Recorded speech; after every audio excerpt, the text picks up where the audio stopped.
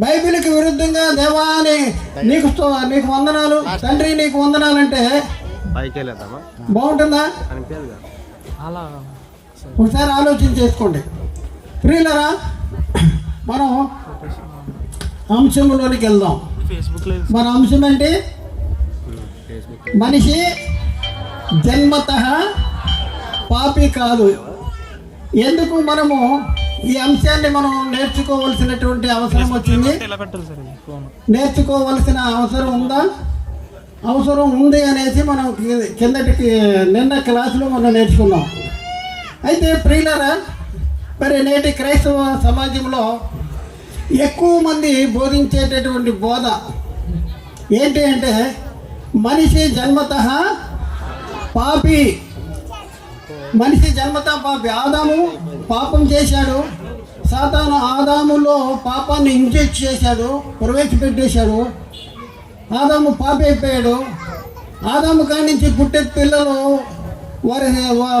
ఆదాము కాడి నుంచి పుట్టేవాళ్ళు అందరూ కూడా పాపులుగానే పుడుతున్నారు.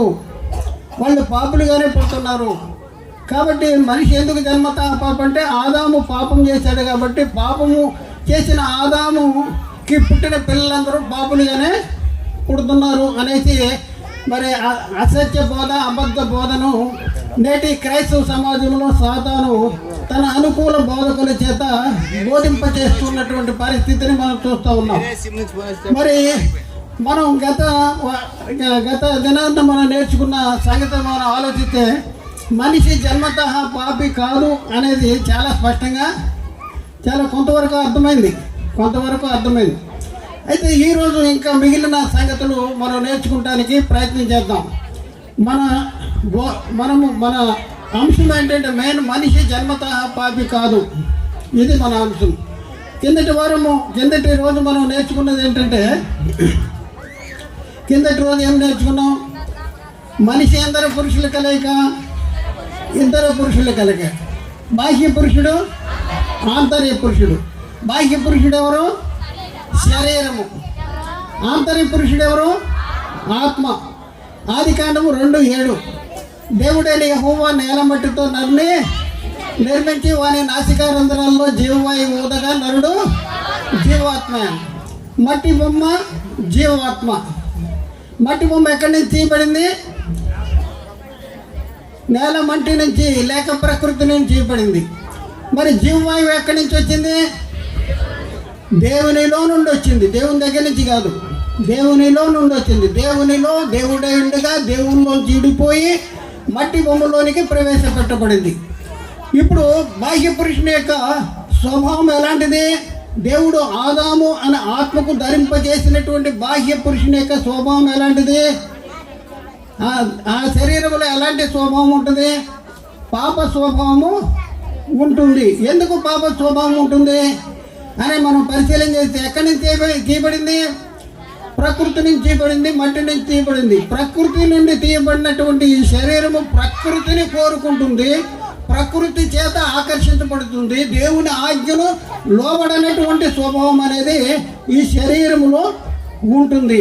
మరి ఆత్మలో పాప స్వభావం ఉంటుందంటే ఆత్మలో పాప స్వభావం అనేది ఉండటానికి వీల్లేదు, ఉండదు. ఎందుకంటే ఆత్మ ఎక్కడి నుంచి విడిపోయింది? దేవునిలోంచి విడిపోయింది. దేవుడు నరులను ఎలా సృజించాడు? తన పోలిక చొప్పున తన స్వరూపమందు నరులను సృజించాడు. దేవుని స్వరూపము, దేవుని పోలిక అంటే దేవుడు కలిగి ఉన్నటువంటి గుణ లక్షణాలు కలిగినటువంటి వాడుగా దేవుడు ఆదామును ఆత్మను సృజించాడు. కాబట్టి ఆత్మలో పాప స్వభావం ఉండటానికి వీల్లేదు. అంటే మనకి ఏమర్థమైంది అంటే బేసిక్గా ప్రారంభములోనే ఆదామును సృజించినప్పుడే ఆదాము అను ఆత్మకు ధరింపజేసిన శరీరంలో ఏ స్వభావం ఉంది? పాప స్వభావం ఉంది. ఈ పాప స్వభావం కలిగిన శరీరము ఏం చేస్తూ ఉంటుంది? ఆత్మకు శరీరానికి విరోధంగా అపేక్షిస్తూ ఉంటుంది. మేలైనది చేయవలనని నాకు కోరిక కలుగుతున్నది కానీ అది కలుగట్లేదు. దాన్ని చేయనిది ఎవరంట? ఇక నేను కాదు కానీ నా యందు నివసించు పాపమే. నా యందు అనగా నా శరీరమందు నివసించు పాపమే.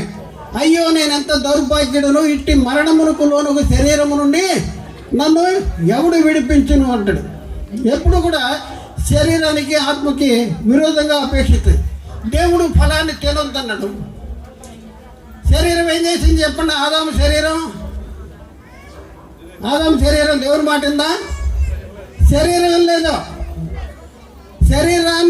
శరీరాన్ని లోపరుచుకుని శరీరాన్ని తన దేవుని చిత్తాన్ని జరిగింప చేసేలాగా చేయవలసిన బాధ్యత ఎవరిది? ఆత్మది. ఆత్మలో అంత పవర్ ఉంది. మనకి దేవుడు ఎలాంటి ఆత్మనిచ్చాట? దేవుడు శక్తి, ఇంద్రియ నిగ్రహము కలిగిన ఆత్మనిచ్చాడు. పిరికితనము గల ఆత్మని ఇవ్వలేదు. ఆత్మ చేత శరీర క్రియలు చంపవలసినటువంటి ఆదాము శరీరానికి లోబడిపోయాడు. తిన్నాడు.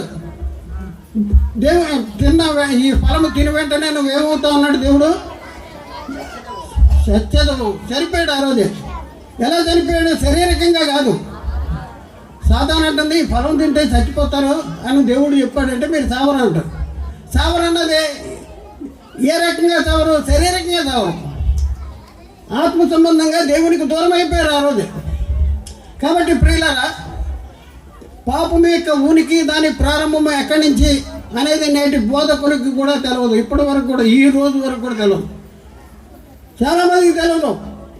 ఆదాముకు దేవుడు ధరింపజేసినటువంటి ఆ శరీరంలోనే పాప స్వభావం ఉంది అని బైబిల్ చెప్తూ ఉంటుంటే మన వాళ్ళు ఏం చేస్తారు? ఆదాము ఆజ్ఞను అతిక్రమించిన తరువాత సాతాను ఇంజెక్ట్ చేశాడు.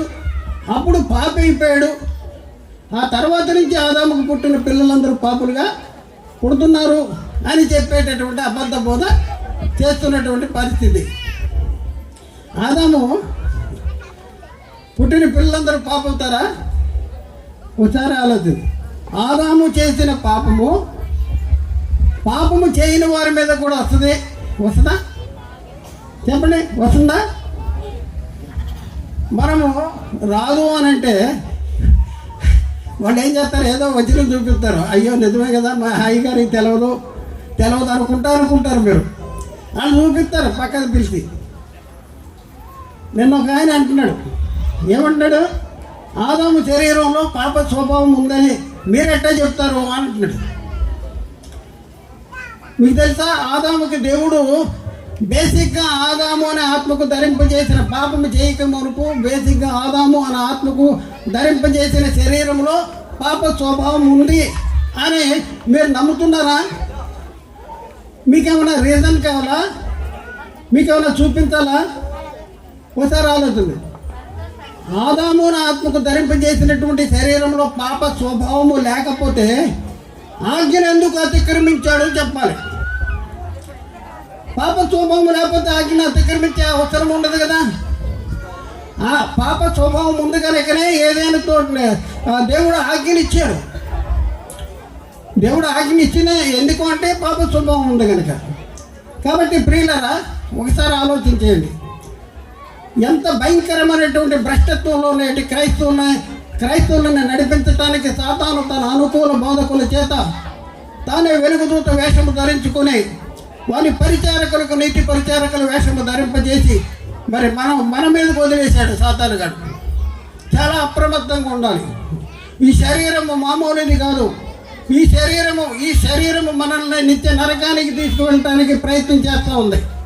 ఎందుకంటే మేలనేది చేయవలననే నాకు కోరిక కలుగుతున్నది, కానీ దాన్ని చేయటం నాకు కలిగట్లేదు. దాన్ని చేసేది ఏంటి అంటే నా యందు నివసించు పాపమే. నా యందు అంటే ఏంటి? నా శరీరం ముందు నివసించు పాపమే. అదేం చేస్తుంది? నా మనసునందున్న ధర్మశాస్త్రంతో పోరాడి నన్ను పాప నియమములకు లోపరుచుకునుతున్నది అంటాడు. మనం చెయ్యాలని మనం అనుకున్నా కూడా చేయకుండా చేస్తూ ఉన్నాడు ఈ శరీరం. ఒకసారి ఆలోచించండి. కాబట్టి ప్రియులారా, మనం ఎంతవరకు నేర్చుకున్న దాన్ని బట్టి ఆదాము అను ఆత్మకు దేవుడు ధరింపజేసినటువంటి శరీరంలోనే పాప స్వభావం ఉంది అనేది నేర్చుకున్నాం. అయితే కొంతమంది అడుగుతారు ప్రశ్న, పాపము చేయని వారి మీద కూడా ఆదాము మొదలుకొని మోసే వరకు మరణము ఏలేను అనేది బైబిల్లో ఉంది కదా అని అడుగుతారు. ఎక్కడుంది అని అంటే మనం చూద్దాం. చూడండి, రోమపత్రిక 5వ అధ్యాయము 14వ వచనం. మనం చెప్పిన దానికి కౌంటర్ వేస్తారు. దానికి సమాధానం చెప్పాలా వద్దా? చెప్దాం. రోమపత్రిక 5:14 అయినను ఆదాము చేసిన అతిక్రమమును బోలిన పాపము చేయని వారి మీద కూడా ఆదాము మొదలుకొని మోసే వరకు మరణము ఏలెను. చాలండి. ఆదాము చేసిన అతిక్రమమును బోలి పాపము చేయని వారి మీద కూడా మరణమే ఏలెను. ఇక్కడేముంది? పాపము చేయని వారి మీద కూడా మరణము ఏలెను అని ఉంది. అవునంటారా కాదంటారా? చెప్పాలి మీరు. చెప్పండి.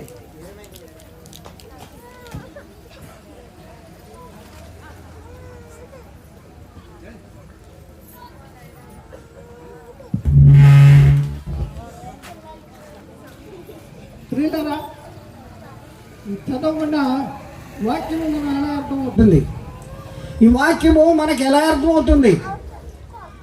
ఈ వాక్యంలో ఏముంది? ఆయనను ఆదాము చేసిన అతిక్రమమును పోలిన పాపము చేయని వారి మీద కూడా ఆదాము మొదలుకొని మోసే వరకు మరణము ఏలెను. అంటే చాలండి. ఇక్కడ ఆదాము చేసిన అతిక్రమమును పోలిన పాపము అంటే పాపము చేయని వారి మీద కూడా మరణము ఏలింది. పాపము చేయని వారి మీద కూడా మరణం ఏలిందంట. మనం కిందటి రోజు మనం ఏం చేసుకున్నాం? ఏమి నేర్చుకున్నాం? ఆజ్ఞాతిక్రమణ పాపము, పాపములో వచ్చే జీతము మరణము. పాపము చేయని వారి మీద కూడా మరణం ఏలిందంట. పాపము చేయని వారి మీద మరణం ఏలుందా? పాపము చేయని వారి మీద. పాపానికి డెఫినేషన్ అంటే పాపము, ఆజ్ఞాతిక్రమణ పాపము, అది ఒక సిద్ధాంతం. ఎవరి మీద పాపము ఆరోపించబడుతుందంటే ఆజ్ఞను అతిక్రమించిన వారి మీద మాత్రమే పాపము ఆరోపించబడుతుంది. అయితే ఇక్కడ ఏమని రాయబడింది? పాపము చేయని వారి మీద కూడా ఆదాము మొదలుకొని మోసే వరకు మరణం ఏలింది అనేసి మన అడుగుతారు. మన అడిగితే ఏం చేయాలి చెప్పండి? ఇప్పుడు ఏం చేయాలి? ఒకసారి ఆలోచించండి. పాపము చేయని వారి మీద కూడా మరణం వెళ్ళద్దా? పాపం చేసిన వారి మీద కదా మరణం ఏలేది అనేది మనం ఇంతవరకు నేర్చుకున్నాం. కానీ పాపము చేయని వారి మీద మరణం ఏలుద్దా? మీకు ఎలా అర్థమవుతుంది ఈ వాక్యము?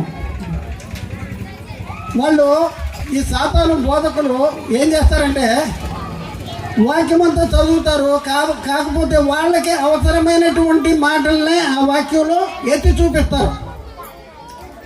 చూడండి, పాపము చేయని వారి మీద కూడా మరణం ఏలుద్దా అనేది లేదు.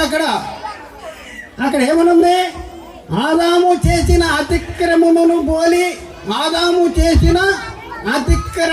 బోలి పాపము చేయని వారి మీద కూడా మరణము ఏలింది అంది. అంటే అక్కడ బోలి అనేది చెప్పరాడు. అంటే ఇక్కడ మనం పరిశీలన చేస్తే ఆదాము పాపము చేశాడు, కానీ మిగతా వాళ్ళందరూ కూడా పాపం చేశారు. కానీ మిగతా వాళ్ళు చేసిన పాపము ఆదాము చేసిన పాపమును బోలిన పాపము కాదు. అదన్నా బోలిన అనేది వాళ్ళకి అర్థం కాక దాన్ని తీసేస్తారా చదవరం. అది వాళ్ళకి అవసరం లేదు, కానీ మనకు అవసరం. ఎందుకంటే మనిషి జన్మతా పాపి కాదు అనేది మనం చెప్తున్నాం.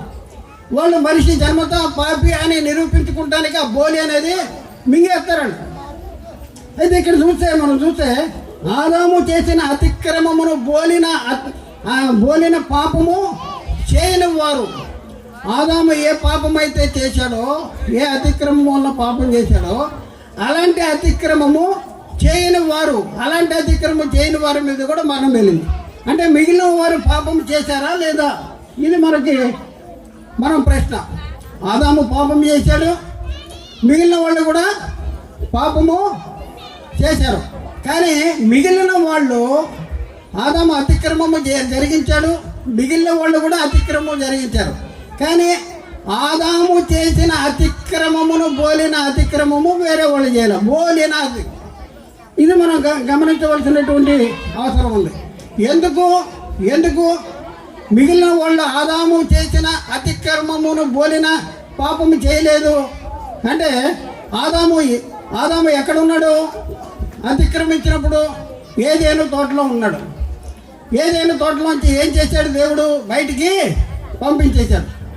మరి మిగతా వాళ్ళు ఆదాము చేసిన పాపము లాంటి పాపం చేయాలంటే మిగతా వాళ్ళు ఎక్కడ ఉండాలి? ఏదేను తోటలో ఉండాలి. ఏదేను తోటలో ఉండాలి. అందుకనే ఏదేను తోటలో లేరు కనుక ఏదేను తోటలో ఉండి దేవుడు ఏదైతే తినవద్దని ఫలాన్ని తిన్నారో అలాంటి అతిక్రమము వీళ్ళు చేయలే. వీళ్ళు ఎందుకు అది చేయలేదు, లేకపోతే ఇద్దరు ఒకటే చేశారు అని చెప్పడానికి వీళ్ళు కూడా ఏదైనా తోటలో ఉంటే ఇద్దరు ఒకటే పాపం చేశారంటారు. కానీ ఆదాము చేసిన అతిక్రమమును బోలిన పాపము వీళ్ళు చేయలేదు. ఎందుకంటే వీళ్ళు ఏదైనా తోటలో లేరు. వీళ్ళకి దేవుడు అది తినవద్దని చెప్పలేదు. వీళ్ళు మంచి చెడ్డలను తెలివినిచ్చే ఫలాన్ని తెలియలేదు. కాబట్టి ఇక్కడ ఏమనుంది? వీళ్ళు పాపము చేయలేదని లేదు, బోలిన పాపము చేయలేదు. ఒక ఇద్దరు వ్యక్తులు ఉన్నారు. ఇద్దరు వ్యక్తులు ఇల్లు కట్టారు. ఇద్దరు కట్టారు. కానీ ఒక ఆయన అంటాడు, నేను కట్టిన ఇల్లును పోలిన ఇల్లు కట్టలేదు ఈయన అంటాడు. పోలిన ఇల్లు అంటే ఇద్దరు ఒకటేలా కట్టలా, ఇద్దరు కట్టారు కానీ పోలిన ఇల్లు కట్టలేదు. ఇద్దరు సేమ్ టు సేమ్ కాదు. ఇద్దరు కట్టిన ఇల్లు ఒకటి ఒకేలాగా లేదు. ఇద్దరు వేరే వేరే ఇళ్ళు కట్టారు. కాబట్టి ఈ వచనాన్ని మనం ఎలా అర్థం చేసుకోవాలంటే, బోలిన పాపము చేయని వారి మీద కూడా మరణం వేలింది. అంటే ఆదాము పాపం చేశాడు. ఆదాము తర్వాత మిగతా వాళ్ళు కూడా అతిక్రమం జరిగించారు. కానీ మిగతా వాళ్ళు ఆదాము చేసిన అతిక్రమమును బోలిన అతిక్రమము వీళ్ళు చేయలేదు. ఇది మనకి అర్థమవుతుంది. ఇక్కడ ప్రియులరా చాలా జాగ్రత్తగా ఆలోచించండి. ఆదాము చేసిన అతిక్రమము వేరు. ఆదాము తర్వాత దేవుని ప్రజలు అతిక్రమము వేరు. ఆదాము పాపము చేశాడు. ఆదాము తర్వాత వారు కూడా పాపము చేశారు. కానీ ఆదాము చేసినటువంటి పాపము లేక అతిక్రమము వంటిది ఆ తర్వాత వారు చేయలేదు. ఎందుకు చేయలేదు అంటే వీళ్ళు ఏదైనా తోటలో ఉండాలి, వీళ్ళకు కూడా దేవుని ఇవ్వాలి, వీళ్ళు కూడా ఆ ఫలాన్ని మంచి చెడ్డలు తెలివినిచ్చే ఫలాన్ని తినాలి. కానీ అలా జరగలేదు. కాబట్టి ప్రియులను ఒకసారి ఆలోచించండి. అయితే ఇక్కడ మనం పరిశీలన చేస్తే ఇక్కడ కయ్యూను గురించి ఇప్పుడు మనం చూస్తే కయ్యూను హేబేలు ఉన్నారు. కయ్యూను హేబేలు ఎవరు పుట్టారు? ఆదాము పుట్టారు కదా. మరి ఇద్దరు పాపులుగా పుట్టారా, నీతిమంతులుగా పుట్టారా? ఎలా పుట్టారు? ఇద్దరు పుట్టుకతో నీతిమంతులు. కయ్యూను ఎప్పుడు మరి దేవుని ఆజ్ఞను అతిక్రమించాను అంటే దేవునికి ఇష్టడిగా జీవించలేదు. ఎదిగిన తర్వాత ఆయన పశువులను కాచుకుంటూ ఉన్న పరిస్థితుల్లో, గొర్రెలు కాచుకుంటున్న పరిస్థితుల్లో అప్పుడు దేవునికి మరి బలి ఇచ్చినప్పుడు అప్పుడు దేవుడు ఆయన ఇచ్చినటువంటి బలిని ఆయన తిరస్కరించాడు. అప్పటి వరకు కయ్యూను కానీ హేబేలు కానీ నీతిమంతులు కానీ ఉన్నారు. అయితే ఇక్కడ పరిశీలన చేస్తే ఇక్కడ కయ్యూను ఉన్నాడు. కయ్యూను హేబేలు కంటే శ్రేష్టమైన బలిని అర్పించాడు. కయ్యూను బలి అర్పించాడు. కయ్యూను హేబేలు కంటే శ్రేష్టమైన దానిని అర్పించాడు. అంటే హేబేలు బలి అర్పించాడు. మరి యేసుక్రీస్తు మరి హేబేలు కంటే శ్రేష్టమైన దాన్ని అర్పించాడంట. ఎక్కడ చూద్దామండి. హేబేలు కంటే శ్రేష్టమైన దాన్ని అర్పించాడు. కయ్యూను కంటే హేబేలు శ్రేష్టమైన బలి అర్పించాడు. అలాగే యేసుక్రీస్తు హేబేలు కంటే మరి శ్రేష్టమైన దాన్ని అర్పించాడు. ఏంటంటే తన్ను తాను బలిగా అర్పించుకున్నాడు. కాబట్టి ప్రియులారా ఇక్కడ ఆదాము చేసిన అతిక్రమమును బోలిన పాపము చేయని వారి మీద కూడా ఆదాము మొదలుకొని మోసే వరకు మరణం వేయలేను. అంటే ఆదాము పాపం చేశాడు గనక ఆ బోలిన పాపము వీళ్ళు చేయలేదు గనక వీళ్ళ మీద మరణం ఏలలేదని కాదు. ఆదాము పాపం చేశాడు, ఆ తర్వాత వారు కూడా పాపం చేశారు. కానీ ఆదాము చేసిన పాపము లాంటి పాపము తర్వాత వారు చేయలేదు అనేది ఇక్కడ చెప్తున్నాడు. వాళ్ళు ఏం చేస్తారు? బోలిన పాపం అనేది వాళ్ళు మింగేస్తున్నారు. పాపము చేయని వారి మీద కూడా మరణము ఏలింది. ఇదిగో చూడండి, ఆదాము మొదలుకొని మోసే వరకు పాపము చేయని వారి మీద కూడా మరణం ఏలింది అని చెప్తున్నారు. అలా ఏలటానికి వీలు లేదు. ఎందుకంటే పాపానికి డెఫినేషన్ ఆజ్ఞాతిక్రమణ పాపము, పాపము వల్ల వచ్చే జీతము మరణము అనేసి లేఖనాల్లో రాయబడి ఉంది. అయితే మరొక సంగతి మనం నేర్చుకుందాం. ఏంటి ఆ సంగతి? ఏంటంటే ఆదాము చేసిన అవిధేయత వలన అనేకులు పాపులుగా చేయబడ్డారని అపోహపడుతూ ఉన్నారు. ఇదే చాలా ప్రాముఖ్యమైనటువంటి అపోహ. ఆదాము చేసిన అవిధేయత వలన అనేకులు పాపులుగా చేయబడ్డారు అనేసి అపోహపడుతున్నారు. ఆదాము చేసిన అవిధేయత వలన అనేకులు పాపము చేయకపోయినా పాపులుగా తీర్చబడుతున్నారు.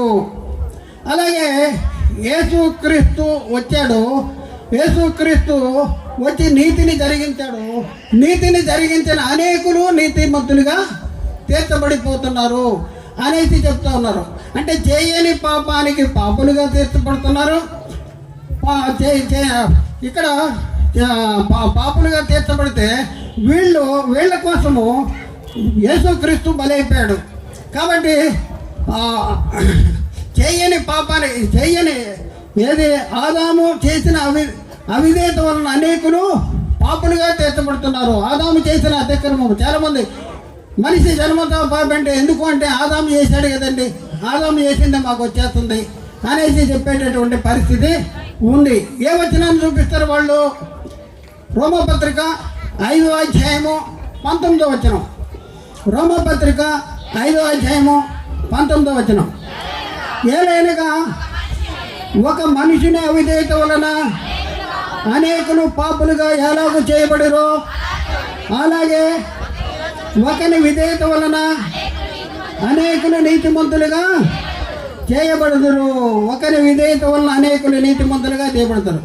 ఏలైనగా ఒక మనిషిని అవిధేయత వలన అనేకులు పాపులుగా ఎలాగో చేయబడిరో అంటాడు. ఈ వచనాన్ని చూపించి ఒకరి అవిధేయత వలన అనేకులు పాపులుగా చేయబడ్డారు, ఆదాము అవిధేయత వలన అనేకులు పాపులుగా చేయబడ్డారు అని చెప్పేటటువంటి పరిస్థితి ఉంది. నిజమేనా ఇది? ఇక్కడ ఏమి రాయబడి ఉంది? ఏమి చదువుతున్నారు? ఒకసారి మనం ఆలోచన చేయవలసిన అవసరం ఉంది. మనం ఏమి నేర్చుకున్నాం? ఏ భేదం లేదు, అందరూ పాపము చేసి దేవుడు అనుగ్రహించి మహిమను పొందలేకపోతున్నారు. ఇట్లుండగా ఒక మనిషి ద్వారా పాపం ద్వారా మరణము లోకములోనికి ఎలాగో ప్రవేశించునో, అలాగే మనుషులందరూ పాపము చేసినందున మరణం అందరికీ సంప్రాప్తమైంది అని బైబిల్ చెప్తుంది. అయితే ఇక్కడ ఉన్న మాటని ఎలా అపార్థం చేసుకుంటున్నారు అంటే, ఏలైనగా ఒక మనిషిని అవిధేయత వల్ల అనేకులు ఎలాగో పాపులుగా చేయబడ్డారు. ఆ ఎలాగో అనేది మింగేస్తారు. ఆదాము అతిక్రమించాడు, పాపగా తీర్చబడ్డాడు. ఎలాగో అంటే వీళ్ళు కూడా అతిక్రమించారు, వీళ్ళు కూడా పాపులుగా తీర్చబడతారు. అతిక్రమించుకోకుండా పాపులుగా తీర్చబడేటటువంటి పరిస్థితి లేదు. ఎందుకంటే ఆజ్ఞాతిక్రమణ పాపము వల్ల వచ్చే జీతం మరణము. కాబట్టి పాపము ఆరోపించబడాలంటే ఏం చేయాలి? ఆజ్ఞ అతిక్రమించబడాలి. కానీ ఆజ్ఞ అతిక్రమించబడకోకుండా ఒక మనిషిని అవిధేయత వల్ల అనేకులు పాపులుగా తీర్చబడిపోతారా అని ఉందా? ఇక్కడ ఎలా తీర్చబడిరో అని ఉంది. ఎలా తీర్చబడ్డారు?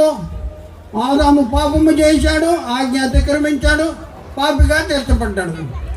మరి ఆ తర్వాత వారు కూడా పాపము చేసి పాపులు అవుతున్నారు, కానీ పాపము చేయకుండా పాపులు అవ్వటం లేదు. మరి రెండవ మాటను మనం చూద్దాం. రెండవ మాట ఏముంది? అలాగే ఒకరి విధేయత వలన అనేకులు నీతిమంతులుగా తీర్చబడుతున్నారు. ఒకరి విధేయత వలన అనేకులు నీతిమంతులుగా చేయబడుతున్నారు. మరి యేసుక్రీస్తును ఒకరి విధేయత వలన చూడండి, ఆదాము పాపం చేస్తాం వలన అందరూ కూడా పాపులుగా తీర్చబడిపోతే, యేసుక్రీస్తు విధేయత వల్ల అందరూ నీతిమంతులుగా తీర్చబడిపోతున్నారా? యేసుక్రీస్తు విధేయత వల్ల అనేకులు నీతిమంతులుగా చేయబడుతురు అని ఉంది.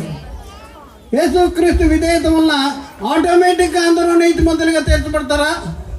ఒకసారి ఆలోచించండి. యేసుక్రీస్తు విధేయత చూపించాడు, నీతిని జరిగించాడు, లోకంలోనికి నీతిని తీసుకొచ్చాడు.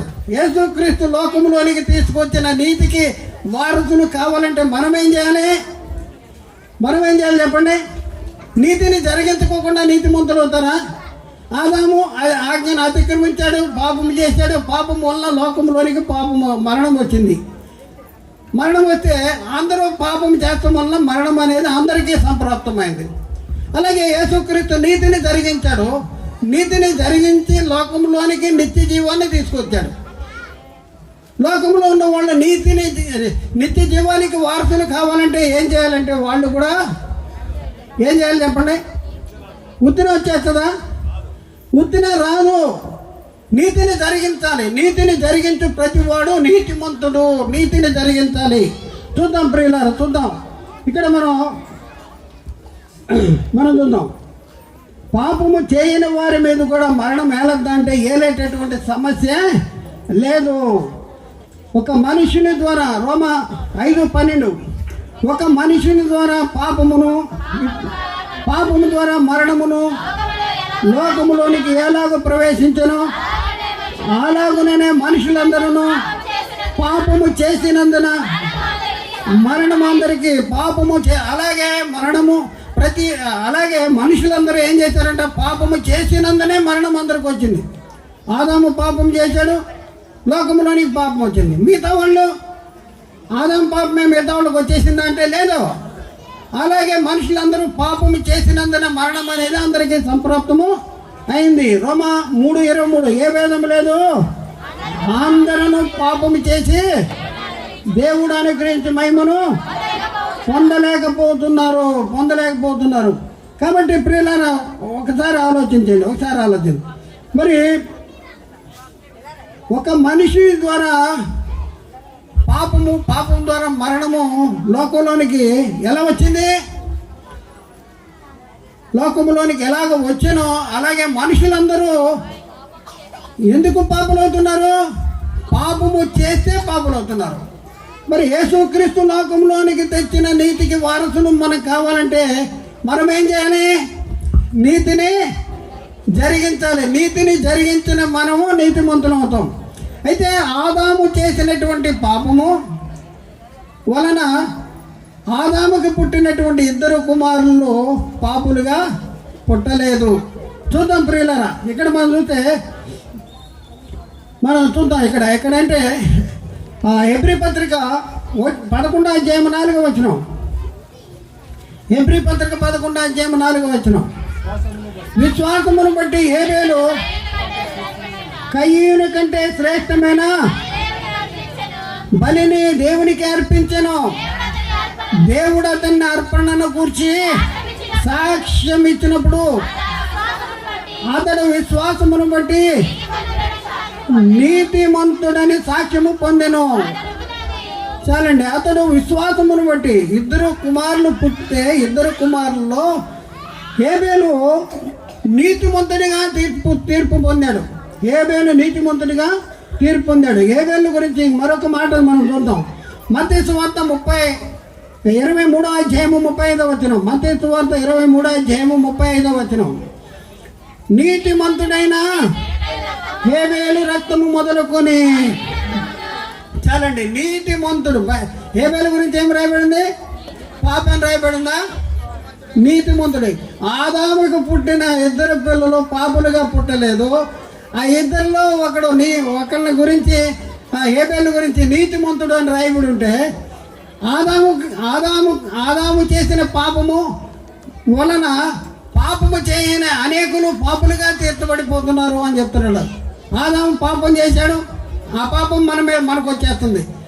ఆదాము చేసిన పాపమే మనకు వస్తుంది. మనం పుట్టుకతోనే పాపులము, జన్మ పాపులము అని చెప్పేటటువంటి పరిస్థితి మరి సాతాను తన అనుకూల బోధకుల చేత బోధిస్తున్నాడు.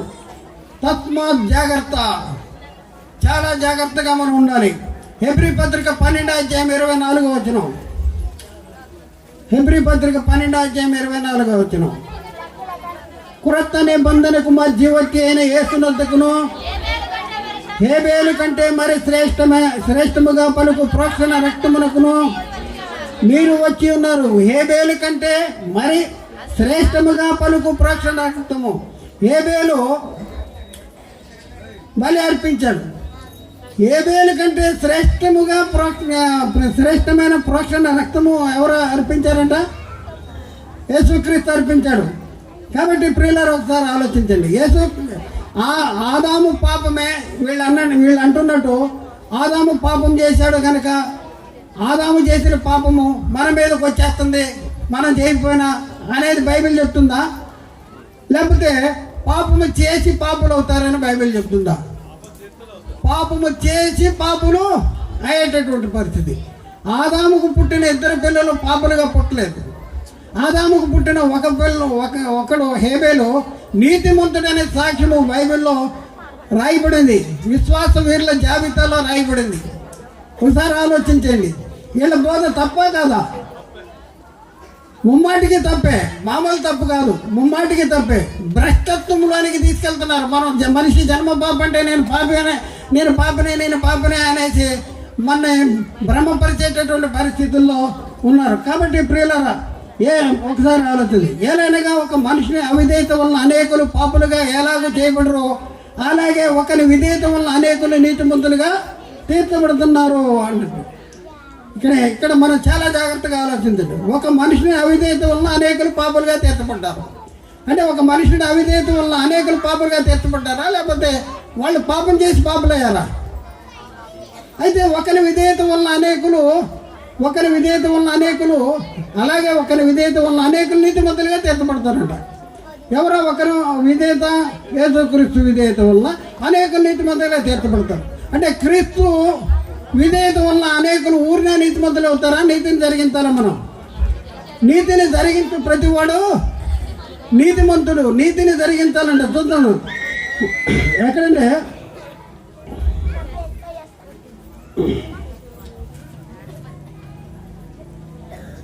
యోహాను రాసిన మొదటి పత్రిక 3వ అధ్యాయము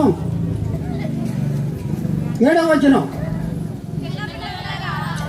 చిన్న పిల్లలారా, ఎవరిని మిమ్మల్ని మోసపరచనీయకుడి, ఆయన నీతిమంతుడై ఉన్నట్టు నీతిని జరిగించి ప్రతివాడు నీతిమంతుడు. చూడండి, యేసుక్రీస్తు నీతిని జరిగించి నిత్య జీవాన్ని తీసుకొచ్చాడు. మరి మనము ఆ నీతికి మనం వారసులం కావాలంటే మనం ఏం చేయాలి? నీతిని జరిగించి ప్రతివాడు నీతిమంతుడు అవుతాడు. పాపము ఆదాము పాపం చేశాడు, మిగిలిన వాళ్ళు పాపం చేయాలంటే మనుషులందరూ పాపము చేసి దేవుడు అనుగ్రహించడు. పాపము ఆరోపించబడాలంటే పాపం చేయాలి, ఆజ్ఞను అతిక్రమించాలి. నీతిమంతుడిగా తీర్చబడాలంటే ఏం చేయాలి? నీతిని జరిగించాలి. నీతిని జరిగిస్తేనే నీతిమంతుడు అవుతాడు. అంతేగాని ఆదాము పాపము చేయని మనకి రాదు. ఆజ్ఞాతిక్రమణం పాపము వల్ల వచ్చే జీతము మరణము. ఆదాము అవిధేయత వలన ఆదాము పాపిగా చేయబడ్డాడు. ఆదాము తరువాత అనేకులు అవిధేయత వలన అనేకులు పాపులుగా చేయబడ్డారు. యేసుక్రీస్తు ఒకని విధేయత వలన మరి నీతిమంతుడిగా తీర్చబడ్డాడు, నీతిని లోకానికి తెచ్చాడు. అలాగే యేసుక్రీస్తు ఒకని విధేయత వలన నీతిమంతులుగా తీర్చబడుతున్నాము. మనము నీతిమంతులుగా తీర్చబడాలంటే మనం ఏం చేయాలంటే యేసుక్రీస్తు లోకానికి తెచ్చిన నీతికి మనం వారసులు కావాలంటే మనం కూడా నీతిని జరిగించాలి. కాబట్టి ప్రియులారా ఒకసారి ఆలోచించండి. పాపము చేయని వారి మీద కూడా మరణము ఏలుద్దా? ఏలదు. పాపము చేయాలి, పాపము చేయని వారి మీద మరణము ఏలదు. ఒక మనిషి ద్వారా పాపం ద్వారా మరణము లోకంలోనికి ఎలా వచ్చిందో ఎలాగో అనేది అండర్లైన్ చేసుకోవాలి. అక్కడ బోలిన పాపము అనేది అండర్లైన్ చేయాలి. ఈ రెండు మింగేసి మనిషి జన్మతో పాపేనేసి మనల్ని మభ్యపెట్టి చెప్పేటటువంటి పరిస్థితి మనకి జరుగుతుంది. కాబట్టి ప్రియులారా ఒకసారి ఆలోచించండి. ఇప్పుడున్న పరిస్థితుల్లో మనిషి జన్మతః పాపి ఎప్పుడవుతాడు? మనిషి పాపి ఎప్పుడవుతాడు? పాపము చేస్తే అవుతాడా? చేయకపోయినా పాప అవుతాడా? పాపము చేస్తే పాపే. నీతిమంతుడు అవ్వాలంటే ఏం చేయాలి? నీతిని జరిగించు ప్రతివాడు నీతిమంతుడు. నీతిని జరిగించాలి. నీతిని జరిగించకపోతే నీతిమంతుడిగా తీర్చబడే పరిస్థితి లేదు. నీతిని జరిగించాలి. నీతిని జరిగించడం అంటే ఏంటి?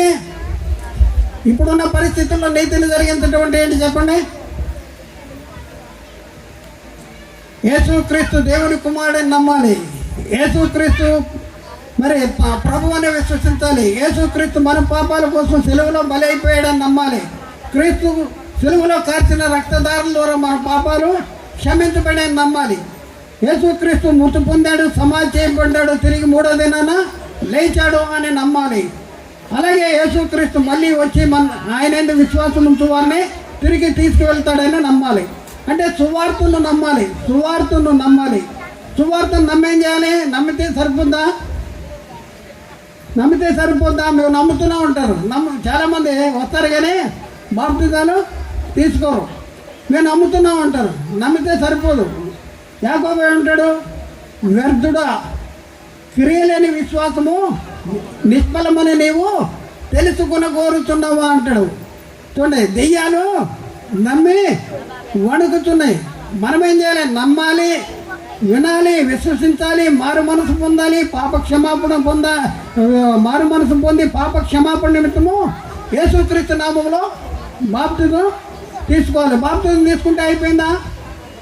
బాప్తిజంలో ఏం జరుగుతుంది? పాప విషయంలో చనిపోతున్నాం. తర్వాత ఏం చేయాలి? బాప్తిజం తీసుకున్న తర్వాత మన పనులు మనం చేసుకోవాలా? బాప్తిజం తీసుకున్న తర్వాత ఏం చేయాలి? భయముతో వణుకుతో మన స్వరక్షణని కొనసాగించాలి. ఎందుకంటే మీ విరోధి అయిన అపవాది ఎవరిని మింగుతున్నానని వెతుకుతూ తిరుగుతున్నాడు. అందుకనే పౌలు అంటాడు, అందరికీ ప్రకటించిన తర్వాత నేనే భ్రష్టుని అయిపోతానేమోని నా శరీరాన్ని నలగొట్టుకుని దాన్ని లోపరుచుకుంటున్నాను. శరీరాన్ని నలగొట్టుకోవాలి, శరీరాన్ని లోపరుచుకోవాలి. లేకపోతే ఈ శరీరము మనని మోసం చేస్తుంది. మనము అనే ఆత్మకి సేవ చేస్తానికి అలాగే ఈ శరీరంతో దేవుని పని జరిగించడానికి దేవుడు నేను అనే ఆత్మకి ఈ శరీరాన్ని ఇచ్చాడు. మనం ఏం చేస్తున్నాం? రోడ్డు మీద తిప్పుతున్నాం. ఈ శరీరాన్ని ఏం చేస్తున్నాం? ఒకసారి ఆలోచించి, దేనికోసం వాడుతున్నాం? ఆత్మ కోసం వాడుతున్నామా? దేవుని కోసం వాడుతున్నామా? దేనికోసం వాడుతున్నాం? ఒకసారి ఆలోచించుకోండి. ఎలాంటి పరిస్థితుల్లో మరి సాతాను మనల్ని నడిపిస్తున్నాడు. శరీరము చాలా భయంకరమైనటువంటిది. మనల్ని మోసం చేస్తుంది. నేను నా ఆత్మలో ఎక్కడ తీసుకెళ్ళద్ది? నరకాన్ని తీసుకెళ్ళద్దు. నరకం అంటే మామూలా? ధనవంతుడు ఏమంటాడు? తండ్రి పైన అబ్రహామా, నేను ఈ అగ్ని జ్వాలలో యాతన పొందుతున్నాను, నా ఎందుకు కనికరపడి తన వేలికొలను నీటిలో ముంచి నా నాలుకను చల్లార్చడానికి పంపించంటాడు. నేను ఈ అగ్ని జ్వాలలో యాతన పడుతున్నాను. భయంకరం. యాతన ఎంతకాలం ఉంటుంది? అగ్ని ఆరదు, పురుగు చాలు. యుగాలు అగ్నిలో కాలిపోయేటటువంటి భయంకర పరిస్థితిని ఎవరు తీసుకెళ్ళడానికి ప్రయత్నం చేస్తున్నారు? శరీరము ఆత్మ సిద్ధమే కానీ శరీరము బలహీనము. మేలైనది చేయాలని ఆత్మ కలుగుద్ది, దాన్ని చేయటం నాకు కలగట్లేదు. దాన్ని చేయనిది ఎవరంటే నేను కాదు, ఆత్మ అయినా నేను కాదు. మరి ఎవరే అంటే నా యందు అంటే నీ ఎందంటే ఎవరు? ఆత్మ ఎందంటే కాదు. నా యందు అనగా నా శరీరం ముందు నివసించు పాపమే. ఆ పాప స్వభావము అదేం చేస్తుంది? ఆత్మని దేవుని పని చేయకుండా, దేవుని గురించి ఆలోచించకుండా, బైబిల్ చదవకుండా, ప్రార్థన చేయకుండా, సంఘానికి వెళ్లకుండా, పరిశుద్ధులతో సహవాసం చేయకుండా చేస్తే నిన్ను దేవుడి నుంచి దూరం చేస్తుంది. నీ ఆత్మను బలహీనపరుస్తుంది. వాక్యం వినకపోతే, ప్రార్థన చేయకపోతే, దేవుడితో సహవాసం లేకపోతే, పరిశుద్ధులతో సహవాసం లేకపోతే ఏమైపోతాం మనం అంటే బలహీనమైపోతాం. ఆత్మ బలహీనమైపోతే శరీరము డామినేట్ చేస్తుంది. శరీరం డామినేట్ చేస్తే శరీరం చెప్పే ప్రతి దానికి మనం లోబడిపోతాం. దేవుని కోసం మనం చేయవలసినటువంటి అవసరం ఉంది. ఈ శరీరాన్ని దేవునికి అప్పగించవలసిన అవసరం ఉంది. కిందటి రోజు నిన్న మనం ఆఖరి ఒక వచనం చెప్పాం. ఏం చెప్పండి? కాబట్టి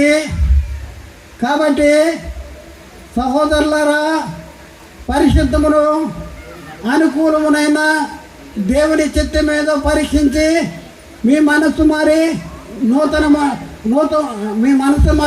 మూటం వల్ల రూపాంతరం పొందుడి, ఇట్టి సేవ మీకు యుక్తమైనది అంటాడు. చూడండి, ఈ శరీరము సజీవ యాగముగా మీ శరీరములో ఆయనకు సమర్పించుకుండని దేవుని వాత్సల్యమును బట్టి మిమ్మల్ని బ్రతిమిలాడుకుంటున్నాను. ఇప్పుడు కూడా మిమ్మల్ని బ్రతిమాడుకుంటున్నా. మీ శరీరము మీకు శత్రువుగా మారబోతుంది. దానికి కారణం ఏంటంటే వాక్యము నీలో లేకపోవటం వలన. వాక్యం ఉంటే ఏం జరుగుతుందంటే వాక్యము చేత లేక ఆత్మ చేత శరీర క్రియల్ని చంపగలిగేటటువంటి శక్తి సామర్థ్యము ఆత్మకు ఉంటుంది. కాబట్టి ప్రియులారా, ఒకసారి ఆలోచించండి. ఇప్పుడు మరొక అంశాల గురించి మనం నేర్చుకుందాం. ఈ జన్మ పాపంలోనే ఇంకా మనం మనిషి జన్మతా పాపి కాదంటే, లేదంటే మనిషి జన్మతా పాపి. ఎందుకంటే వివాహం జరుగుతుంది కదా, వివాహం చేసుకుంటున్నారు కదా, భార్యాభర్తల కలయిక పాపము. భార్యాభర్తల కలయిక ద్వారా పుట్టిన పిల్లలు పాపులుగా పుడతారు. ఇదొక వితండవాదం. దేవుని చేత నిర్ణయించబడి దేవుని చేత చేయబడినటువంటి పరిశుద్ధ వివాహము చేత జతపరచబడిన దంపతుల దాంపత్య జీవితము పాపముతో కూడింది అవుద్దా? భ్రష్టుడా? ఏం మాట్లాడుతున్నాను? భ్రష్టుడు అంటే సాతాను బోధకులు, సాతాను అనుచరులు. దేవుని చేత నిర్ణయించబడి దేవుని చేత సంకల్పంలో ఒక భాగమై ఉండి దేవుని చేత జతపరచబడినటువంటి దంపతుల దాంపత్య జీవితం ద్వారా పుట్టిన పిల్లలు పాపులుగా పుడతారా? ఎవరు చెప్పారు నీకు? చాలామంది కూడా చెప్తూ ఉంటారు, మీరు విన్నారో లేదు. అయితే ఒకసారి ఆలోచించండి. వివాహము మరి పరిశుద్ధ వివాహము ద్వారా జతపరచబడిన దంపతుల దాంపత్య జీవితం ద్వారా పుట్టిన పిల్లలు పాపులు అవుతారా అంటే పాపులు అయ్యేటటువంటి పరిస్థితి లేదు. అసలు మనం కిందటి రోజే మనం నేర్చుకున్నాం. పుట్టిన పిల్లలు ఎవరైతే ఉన్నారో వాళ్ళ ఆత్మ ఎలాంటిది ఉంది? పరిశుద్ధమైన ఆత్మ ఉంది. వాళ్ళకి ఇచ్చిన శరీరంలో పాప స్వభావం ఉంటుంది. అయితే ఈ శరీరము పాప స్వభావము కలిగిన శరీరము ద్వారా ఎప్పుడు ఈ ఆత్మకి మరి పాపం ఆరోపించబడుద్ది? పెద్దవాడు అవ్వాలి. మరి హెబ్రీ పత్రిక మనం చదువుకున్నాం. మనం హెబ్రీ పత్రికలో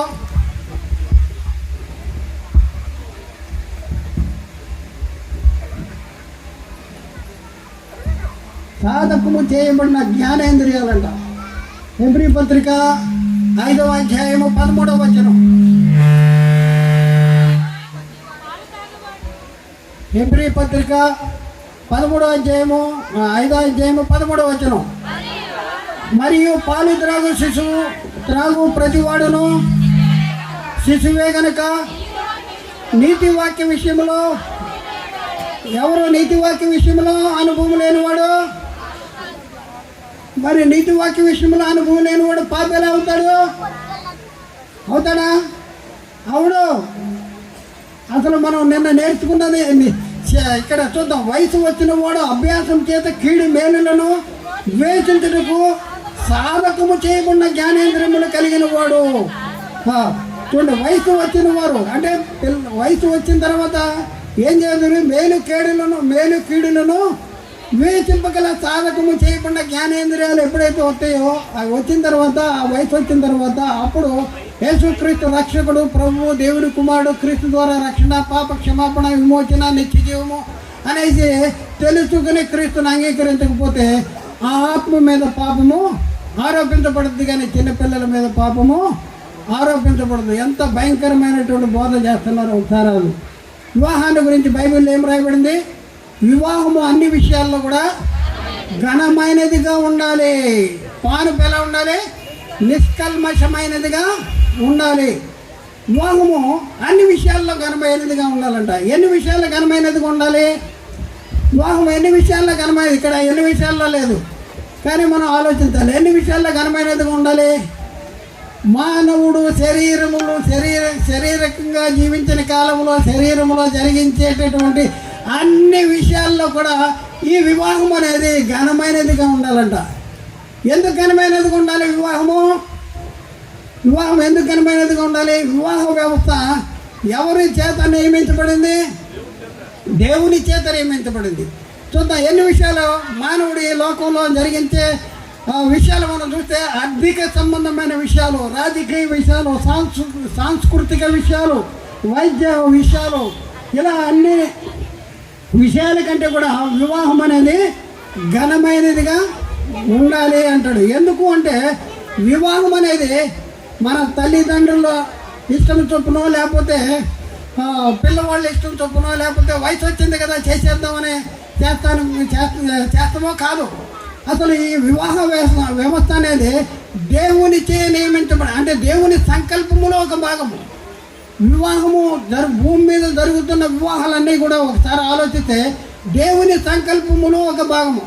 మా అబ్బాయికి వయసు వచ్చింది, మా అబ్బాయికి ఉద్యోగం వచ్చేసింది, పెళ్లి చేసేద్దాం, మా అమ్మాయి ఎదిగిపోయింది, పెళ్లి చేసేద్దాం అనేది తల్లిదండ్రులు ఆలోచిస్తారు.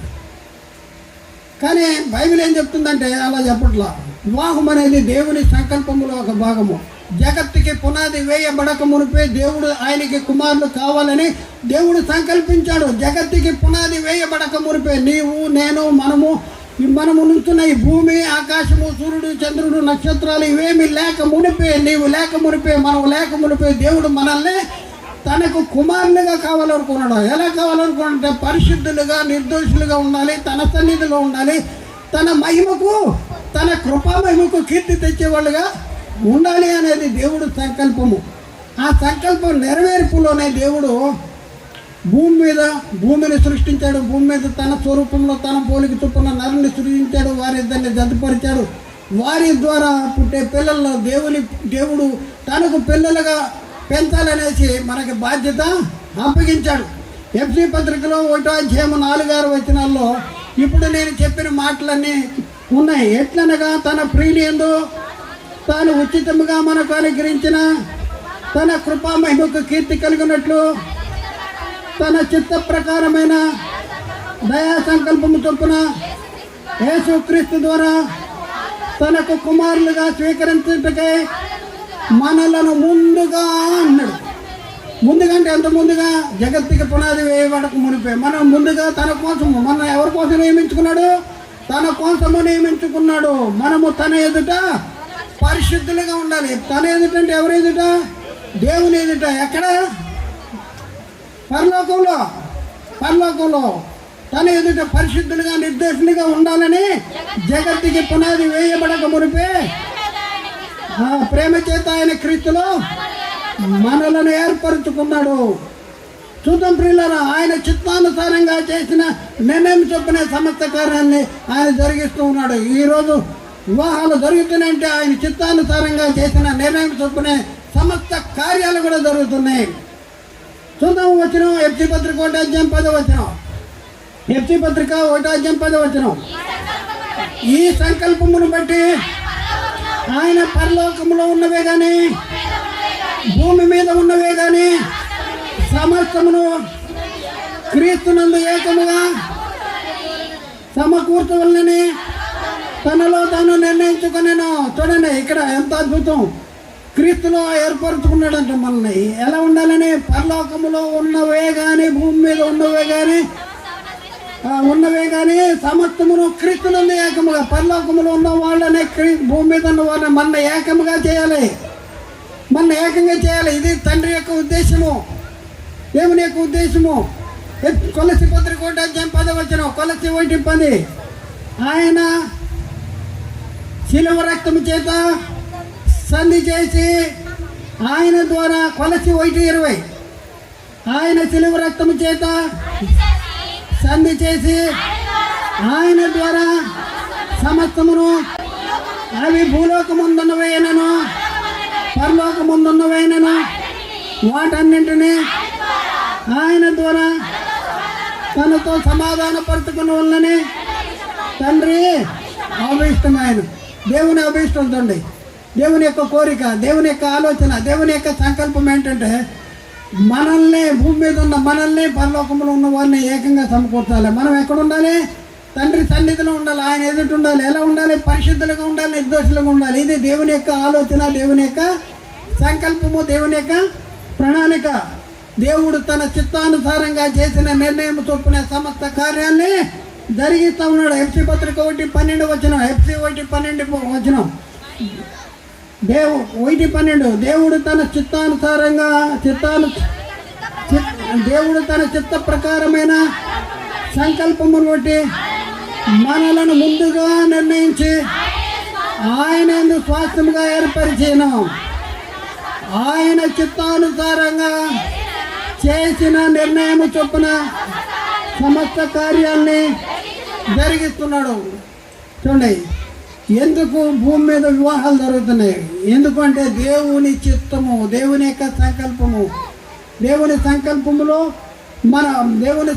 దేవుడు మనం తన కుమారులు కావాలని సంకల్పించాడు కనుకనే సమస్త కార్యాన్ని జరిగిస్తూ ఉన్నాడు అని బైబిల్ చెప్తూ ఉంటుంటే, వివాహము ద్వారా జతపరచబడిన దంపతుల దాంపత్య జీవితము పాపముతో కూడింది. అలాగే తల్లిదండ్రుల కలయిక ద్వారా పుట్టిన పిల్లలు పాపులుగా పుడుతున్నారు అనేసి చెప్పేటటువంటి పరిస్థితి జరుగుతూ ఉంది. కొంతమంది చెప్తూ ఉన్నారు. అలాగే అసలు ఒకసారి మనం పరిశీలన చేస్తే, నరుడు అంటే నేను నా ఆత్మ ఎవరి స్వరూపము? నేను అనే ఆత్మ. దేవుడు తన స్వరూపం ముందు నరుని సృజించను, దేవుని స్వరూపం ముందు వారిని సృజించను. ఆది కాండంలో 1వ అధ్యాయము 26-27 వచనాల్లో దేవుడు మన స్వరూపం ముందు మన పోలిక చొప్పున నరుని ఛేదము. తర్వాత 27వ వచనం, దేవుడు తన స్వరూపం ముందు నరుని సృజించను. చాలండి, దేవుడు తన స్వరూపం ముందు నరుని సృజించాడు. ఇంకా మనం చూస్తే స్వరూపం అంటే ఇంకా మన చాలామంది బోధకులకి అర్థం కావట్లా. స్వరూపం అంటే ఈ మట్టి బొమ్మ అనుకుంటున్నారు. ఈ మట్టి బొమ్మ కాళ్ళు చేతులు నెత్తి తల అనుకుంటున్నారు. తన స్వరూపం అంటే దేవుని స్వరూపం అది కాదు. దేవుడు ప్రేమ స్వరూపి, దేవుడు సత్య స్వరూపి, దేవుడు మహిమ స్వరూపి, ఇంకా ఈ రకమైన దేవుడు కలిగి ఉన్నటువంటి గుణ లక్షణాలు కలిగినటువంటి స్వరూపంలో దేవుడు ఆదామును సృజించాడు. దేవుని పోలికలో సృజించాడు ఆదాముని. దేవుని స్వరూపం అంటే ఈ మట్టి బొమ్మ ఆకారం కాదు. చాలామంది బోధకులు దేవుని స్వరూపంలో సృజించాడంటే అది కాదండి, మట్టి బొమ్మ ఆకారం అని. మట్టి బుర్రలో ఈ మట్టి బుర్రల ఆలోచన, మట్టి బొమ్మ ఆకారం అంటే దేవుని స్వరూపం అంటే ఈ మట్టి బుర్రల ఆలోచన అనమాట. వీళ్ళ బుర్రలో ఏముంది? మట్టి ఉంది, మట్టి బుర్రలేళ్ళు. చూద్దాం చూడండి, ఆదికాండం 9:6 వచనం, 9వ అధ్యాయం 6వ వచనం, ఆదికాండం 9వ అధ్యాయం 6వ వచనం, నరుని రక్తము చిందించు వాని రక్తము నరుని వలననే చిందించబడును. ఏలైనగా దేవుడు తన స్వరూపమందు నరుని దేవుని స్వరూపం అంటే నరుని చేశాడు. దేవుని స్వరూపం అంటే మట్టి బొమ్మ కాదు, ఆత్మ. దేవుడిని చెడిపోయిందంటే ఆత్మ. దేవుడు ఏమంటున్నాడు? నేను పరిశుద్ధుండే కనుక మీరు కూడా పరిశుద్ధుడిగా ఉండాలంటాడు. దేవుని స్వరూపంలో సూచించబడ్డాడంటే మట్టి బొమ్మ కానే కాదు. యాకోబు పత్రిక 3వ అధ్యాయము 8-9 వచనాలు. యాకోబు పత్రిక 3వ అధ్యాయం 8-9 వచనాలు. ఏ నరుడును నాలుకను సాధువు చేయనేరడు, అది మరణకరమైన విషముతో నిండినది, అది నిరర్గళమైన దుష్టత్వమే. దీనితోనే తండ్రి అయిన ప్రభువును స్తుతించుము, దీనితోనే దేవుని పోలికగా పుట్టిన మనుషులను శపించుము. చూడండి, దేవుని పోలికలో సృజించబడిన మనుషులు మనం ఎవరు అంటే దేవుని పోలికలో సృజించబడిన వారము. ఆదికాండము 5వ అధ్యాయం 1వ వచనం, ఆదాము వంశావళి ఇదే. దేవుడు ఆదామును సృజించిన దినమందు దేవుని పోలికగా అతన్ని చేసెను. ఎన్ని దగ్గర మనం దేవుని పోలిక, నేను అనే ఆత్మ దేవుని పోలిక అని అంటే మనము మనిషి జన్మతః పాపి అని చెప్పేటటువంటి పరిస్థితి జరుగుతుంది. చూడండి ప్రియులారా, మనిషి దేవుని పోలిక, దేవుని స్వరూపము. మరి యేసుక్రీస్తు దేవుని స్వరూపము అనేది బైబిల్లో ఉంది. యేసుక్రీస్తు దేవుని స్వరూపం అంటే యేసుక్రీస్తు మట్టి బొమ్మ. యేసుక్రీస్తు దేవుని స్వరూపం అంటే ఈ కాళ్ళు చేతులు ముక్కులు ఇవేనా? బైబిల్లో ఉంది, చూద్దాం. 2వ కొరింథీయులకు రాసిన 2వ పత్రిక 4వ అధ్యాయం 4వ వచనం. కొరింథీయులకు రాసిన 2వ పత్రిక 4వ అధ్యాయం 4వ వచనం. దేవుని స్వరూపి అన్న క్రీస్తు మహిమను కనపరుచు సువార్త ప్రకాశము వారికి ప్రకాశింపకుండా నిమిత్తము ఈ యుగ సంబంధమైన దేవతా విశ్వాసులైన వారి మనోనేత్రాలకి గుడ్డితనము కలిగజేస్తుందంట. దేవుని స్వరూపి అన్న క్రీస్తు మహిమ. యేసుక్రీస్తు ఎవరు? దేవుని స్వరూపి. ఆదాము ఎవరు? దేవుని స్వరూపి. అమాయకులు దేవుని స్వరూపం అంటే ఈ కాళ్ళు, చేతులు, ముక్కు, ఈ తల ఇదే అనుకుంటున్నారు. ఎంత అమాయకులు! అందరినీ మోసం చేస్తున్నారు. తస్మాత్ జాగ్రత్త. ఇలాంటి వాళ్ళు సాతాను తన అనుకూల బోధకుల్ని సంఘంలో బోధకులుగా ఏర్పాటు చేసి మనల్ని నిత్య నరకానికి తీసుకువెళ్ళడానికి ప్రయత్నం చేస్తున్నాడు. ఫిలిప్పీ పత్రిక 2వ అధ్యాయం 6వ వచనం. ఫిలిప్పీ పత్రిక 2వ అధ్యాయం 6వ వచనం. ఆయన ఎవరి గురించి రాయబడుతుంది? ఆయన అంటే ఎవరు? యేసుక్రీస్తు. ఆయన దేవుని స్వరూపము కలవాడండి. దేవుని స్వరూపము కలవాడండి. దేవునితో సమానముగా ఉండటం విడిచిపెట్టి కూడా భాగ్యమని ఎంచుకొనలేదు కానీ చాలండి. ఆయన దేవుని స్వరూపము గలవాడేయండి. యేసుక్రీస్తు దేవుని స్వరూపి. మనమెవరు స్వరూపంలో? దేవుడు ఆదామును ఎవరి స్వరూపములో, ఎవరి పోలికలో సృజించాడు? చూడండి ఎంత స్వరూపము. దేవుని స్వరూపం అంటే తెలవనటువంటి వాళ్ళు సంఘాలలో అగ్ర బోధకులుగా, క్రైస్తవ సమాజంలో అగ్ర బోధకులుగా ఉండేటటువంటి పరిస్థితి ఉంది ఇప్పుడు. మరి అలాంటి బోధకులు మనకుంటే మనకు నిత్యజీవం పొందుతామా? ఒకసారి ఆలోచించండి. నిత్య నరకానికి తీసుకువెళ్ళేటటువంటి పరిస్థితి జరుగుతుంది. నెక్స్ట్ పాయింట్, 4వ పాయింట్ ఏంటంటే వివాహ వ్యవస్థ దేవుడే నియమించాడు. ఎవరు నియమించారు వివాహ వ్యవస్థను? దేవుడే నియమించాడు. ఆదికాండము 2వ అధ్యాయము 18 నుండి కిందకి చదువుతాం. 24వ వచనంలో 18. మరియు దేవుడైన యెహోవా నరుడు ఒంటరిగా నుండిట మంచిది కాదు, వానికి సాటి అయిన సహాయము వాని కొరకు చేయదమనుకున్నాం. దేవుడైన యెహోవా ప్రతి జాతి, ప్రతి భూజంతువులను, ప్రతి ఆకాశ పక్షులను నేల నుండి నిర్మించి ఆదాము వాటికి ఏ పేరు పెట్టెనో చూచుటకు అతని ఎద్దకు వాటిని రప్పించెను. జీవము గల ప్రతి వానికి ఆదాము ఏ పేరు పెట్టెనో ఆ పేరు దానికి కలిగెను. అప్పుడు ఆదాము సమస్త పశువులను, ఆకాశ పక్షులను, సమస్త భూ జంతువులకు పేర్లు పెట్టెను.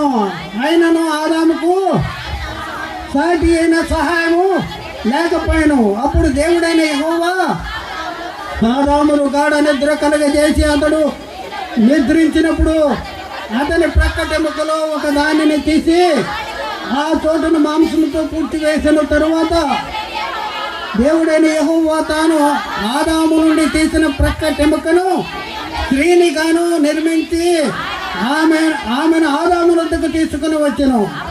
అప్పుడు ఆదాము ఇట్లనెను, నా ఎముకల్లో ఒక ఎముక, నా మాంసములో మాంసము ఇది నరుని నుండి తీయబడి కనుక నారి అనబడును. కాబట్టి పురుషుడు తన తల్లిని తండ్రిని విడిచి తన భార్యను హత్తుకున్న వారు ఏక శరీరముగా ఉంటారు అనేసి చెప్పారు. అంటే దేవుడు జగత్తు పునాది వేయబడక మునుపు సంకల్పించిన సంకల్పాన్ని నెరవేర్చడంలో భాగంగానే దేవుడు ఆదాముకు అవ్వను సాటి అయిన సహకారిగా ఇచ్చాడు. మరి ఆదాముకు అవ్వను జతపరిచింది ఎవరు? చెప్పండి, ఎవరు? లేదుగా, ఇక్కడ జతపరిచాడని లేదు కదా అంటారు. జతపరిచాడని బైబిల్లో ఉంది. చూద్దాం. మత్తయి సువార్త 19వ అధ్యాయం 4-6 వచనాల్లో, మత్తయి సువార్త 19వ అధ్యాయం 4-6 వచనాల్లో ఆయన సృజించిన వాడు ఆది నుండి వారిని పురుషుని గాను స్త్రీని గాను సృజించననియు, ఇందు నిమిత్తము పురుషుడు తల్లిదండ్రులను విడిచి తన భార్యను హత్తుకున్న వారిద్దరూ ఏక శరీరముగా ఉందరని చెప్పనని మీరు చదవలేదా? కాబట్టి వారికను ఇద్దరు కాక ఏక శరీరముగా ఉన్నారు గనుక దేవుడు జతపరిచిన వారిని మనుషుడు వేరుపరచకూడదు. దేవుడు జతపరిచిన వారిని మనుషుడు వేరుపరచకూడదు. ఎవరు జతపరిచారు? వాళ్ళే దేవుడే జతపరిచాడు. దేవుడు ఏకాంగులను సంసారులుగా చేసేవాడు. దేవుడు జతపరిచాడు. మరి దేవుడు వివాహ వ్యవస్థ ద్వారా వివాహ వ్యవస్థ పరిశుద్ధమైనది. ఆ వివాహ వ్యవస్థను దేవుడే జతపరిచాడు. ఆ దేవుడు జతపరిచిన వివాహ వ్యవస్థ ద్వారా మరి పుట్టినటువంటి పిల్లలు పాపులుగా పుడతారంటే పుట్టేటటువంటి ప్రసక్తి లేదు. ఆ తర్వాత వారిని ఆశీర్వదించారంట. ఏమని ఆశీర్వదించారు? మీరు ఫలించండి, అభివృద్ధి చెందండి, విస్తరించండి, భూమిని నిండించండి అనేసి ఆశీర్వదించాడు. ఎక్కడుందన్నమాట? ఆదికాండము 1:28 ఆదికాండము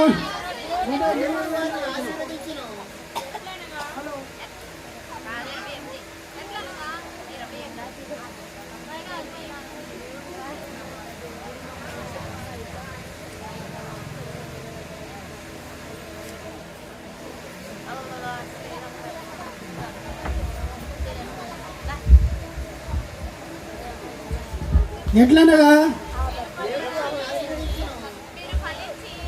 మీరు ఫలించి అభివృద్ధి పొంది విస్తరించి భూమిని నిండించి దానిని లోపరుచుకుని. భూమిని నిండించి ఏం చేయాలి? దానిని లోపరుచుకోవాలి. భూమిని నిండించాలి, దాన్ని లోపరుచుకోవాలి. అంటే ఇక్కడ మనం చూస్తే దేవుడు వారిని ఆశీర్వదించాడంట. ఏమని ఆశీర్వదించాడు? మీరు ఫలించండి, అభివృద్ధి చెందండి, విస్తరించండి, భూమిని నిండించండి అని ఆశీర్వదించాడు. ఫలించాలి, విస్తరించాలంటే ఏం చేయాలి? దాంపత్య జీవితాన్ని కొనసాగించాలి. జతపరిచింది దేవుడు, వారిని ఆశీర్వదించింది దేవుడు. దాని ద్వారా వీరికి ఆ దాంపత్య జీవితం ద్వారా వీరికి పుట్టిన పిల్లలు పాపులుగా పుడుతున్నారా?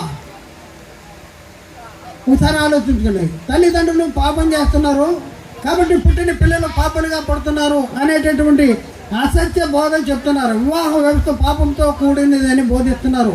దాంపత్య జీవితం పాపంతో కూడిందని బోధిస్తున్నారు. దాంపత్య జీవితం ద్వారా పుట్టిన పిల్లలు పాపులుగా పుడుతున్నారు అనేది కొంతమంది వాదన, వారి అపోహ. దేవుని సంకల్పాన్ని తప్పు పట్టుకునేటటువంటి ఎత్తుకు ఎదిగిపోయినటువంటి వారు వీరు ఒకసారి ఆలోచించేయండి. ఎలాంటి పరిస్థితుల్లో ఉన్నారు వీళ్ళు, ఎలాంటి భయంకరమైనటువంటి పరిస్థితుల్లో ఉన్నారు ఒకసారి మనం గమనించవలసినటువంటి అవసరం ఉంది. ఇంకా మనం పరిశీలన చేద్దాం. ప్రియులారా, ఇంకా ముందుకెళ్దాం. ఇంకా ముందు ఇక్కడ పెళ్లి చేసుకుంటూ అనేది పాపంతో కూడిందా? పెళ్లి చేసుకుంటూ అనేది పాపమా? వివాహ వ్యవస్థ పెళ్లి చేసుకుంటూ పాపమా? పాపం కాదు. ఎందుకంటే ఇప్పుడే మనం చూసాం, జతపరిచింది ఎవరో? దేవుడు. పెళ్లి చేసుకోకూడదు అంటే పెళ్లి చేసుకోకూడదు అనేది బైబిల్లో ఎక్కడైనా ఉందా?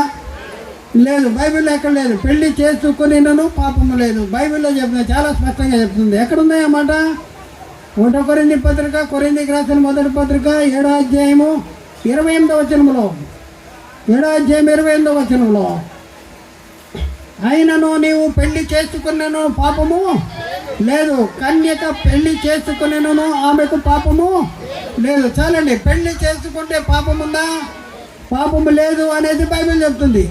మరి పెళ్లి చేసుకుంటమే పాపం, దాంపత్య జీవితం జరిగించడమే పాపం, దాని ద్వారా పుట్టిన పిల్లలు పాపలుగా పుడుతున్నారని చెప్పేటటువంటి పరిస్థితి జరుగుతుంది. కాబట్టి ప్రియులారా, ఒకసారి ఆలోచించండి. ఇక్కడ మనం చూస్తే 1 కొరింథీ 7వ అధ్యాయము 36వ వచనంలో మనం చూస్తే, అయితే ఒకరి కుమార్తె ఈడు మించిపోయిన ఎడలను ఆమె వివాహము చేయవలసి వచ్చిన ఎడల ఆమె వివాహము చేయకపోవట యోగ్యమైనది కాదని అతడు ఫలించిన ఎడల అతడు తన ఇష్టము చొప్పున పెళ్లి చేయవచ్చును, అందులో పాపము లేదు. పెళ్లి చేయవచ్చును, అందులో పాపము లేదు. తిమోతికి రాసిన 1వ పత్రిక 1వ అధ్యాయము, తిమోతికి రాసిన 1వ పత్రిక 5వ అధ్యాయం 14వ వచనం, 5వ అధ్యాయము 14వ వచనం తిమోతికి.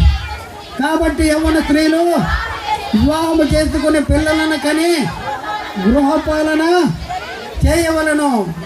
చూడండి, యవ్వన స్త్రీలు ఏం చేయాలంటే వివాహం చేసుకోవాలా వద్దా? పాపం అది. తిమోతికి రాసిన మొదటి పత్రిక 4వ అధ్యాయం 3వ వచనం. 4వ అధ్యాయం 3వ వచనం. ఆ అబద్ధికులు మొదటి తిమోతి పత్రిక 4వ అధ్యాయము 3వ వచనం.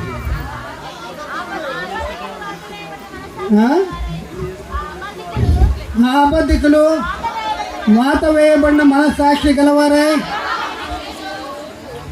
వివాహమును నిషేధించుతూ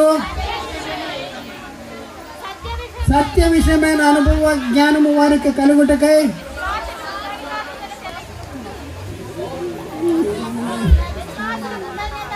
విశ్వాసులు. చాలు. ఇక్కడ మనం చూస్తే అయితే పెళ్లి చేసుకుంటాం పాపమా? పెళ్లి చేసుకుంటాం పాపం కాదు. వివాహం అనేది ఘనమైనదిగా ఉండాలంటాడు. వివాహం అనేది దేవుని సంకల్పంలో ఒక భాగము. వివాహం అనేది దేవుని యొక్క దేవుడే వాళ్ళని జతపరిచాడు. అలాంటి వివాహము, అలాంటి పరిశుద్ధ వివాహం ద్వారా పుట్టిన పిల్లలు పాపులుగా పుడతారా అంటే పాపులుగా పుట్టేటటువంటి పరిస్థితే లేదు. అందుకనే బైబిల్లో ఉండే గర్భఫలము యెహోవా అనుగ్రహించు బహుమానము. 7వ పాయింట్, గర్భఫలము యెహోవా అనుగ్రహించు బహుమానము. కుమారులు యెహోవా అనుగ్రహించు స్వాస్థ్యము, గర్భఫలము ఆయన ఇచ్చిన బహుమానము. గర్భఫలం అనేది ఆయన ఇచ్చు బహుమానం అంట. బహుమానం అంటే ఆ బహుమానం పాపులుగా పుడుతున్నారా? బహుమానం పాపులా? ఒకసారి ఆలోచించండి. పాపం అనేది దేంట్లో ఉంది? పాపం అనేది దేంట్లో ఉంటుంది? శరీరంలో ఉంటుందా, ఆత్మలో ఉంటుందా? పాప స్వభావం అనేది దేంట్లో ఉంది? శరీరంలో ఉంది. శరీరంలో ఉన్నంత మాత్రంలో ఆత్మకి పాపము ఆరోపించకూడదు. ఎందుకంటే ఆదాము శరీరంలో పాప స్వభావం ఉంది. కానీ ఆదాము దేవుని ఆజ్ఞను అతిక్రమించినంత వరకు కూడా ఆదాము నీతిమంతుడిగానే దేవుని కుమారుడిగానే ఉన్నాడు. కాబట్టి పాప స్వభావం కలిగిన ఆత్మ ధరింపజేసినా కూడా ఆ ఆత్మకి ధరింపజేసిన శరీరము పాపము చేస్తే అంటే తప్పు చేస్తేనే తప్ప, ఆజ్ఞను అతిక్రమిస్తే తప్ప ఆ ఆత్మకి పాపం ఆరోపించబడదు. శరీరము తప్పు చేస్తున్న వలన ఆత్మకి పాపం ఆరోపించబడింది.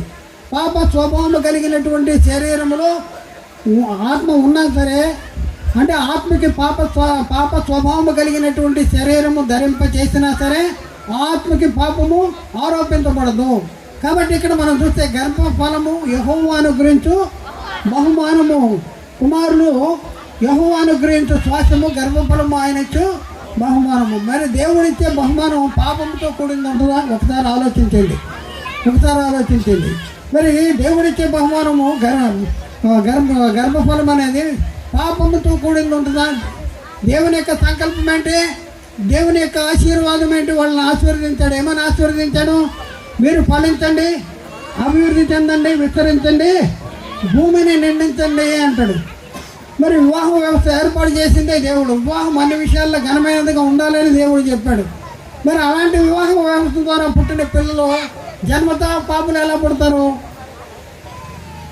భార్యాభర్తల కలయిక పాపం ఎలా ఉంది? భార్యాభర్తల కలయిక ద్వారా పాపులు ఎలా పుడతారు? ఒకసారి ఆలోచించండి.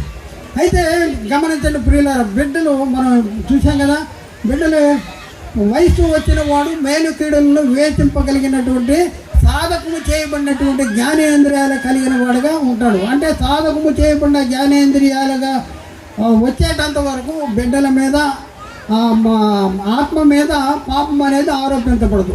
అందుకనే యేసుక్రీస్తు ఏం చెప్తున్నాడు చూద్దామండి. 8వ పాయింట్లో యేసుక్రీస్తు శిష్యులు యేసుక్రీస్తుని అడుగుతూ ఉన్నారు. ఏమని అడుగుతున్నారంటే, ఆయన మత్తయి సువార్త 1:4, మత్తయి సువార్త 18:1-4 బిడ్డల వంటి వారైతేనే కానీ పరలోక రాజ్యంలో ప్రవేశింపలేరు అంటాడు. మత్తయి సువార్త 18:1-4